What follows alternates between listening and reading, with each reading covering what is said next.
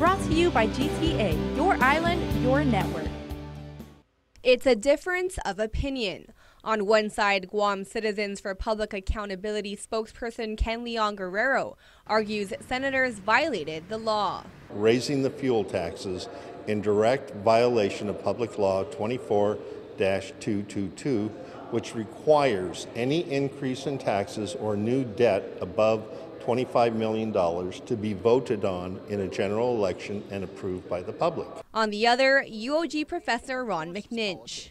This is voodoo politics. And you know, if people want to control the legislature in this sort of way, then they should get themselves elected to a majority of 8 and start doing the things that they want to do. At issue is an ethics complaint filed by Leon Guerrero on Monday over the recent passage of Bill 122. The new legislation will incrementally raise the liquid fuel tax, but according to Leon Guerrero, without a public vote, it violates Guam law. However, McNinch argues that according to the Mason's Manual of Legislative Procedure, that's not the case.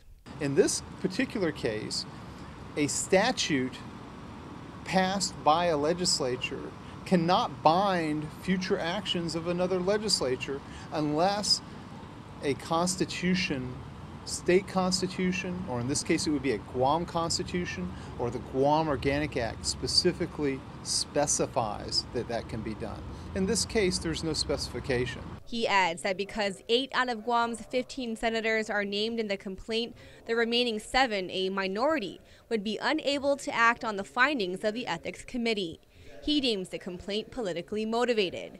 Meanwhile, Leon Guerrero says it simply meant to keep senators accountable, especially when government debt has doubled in Guam over the past 7 years.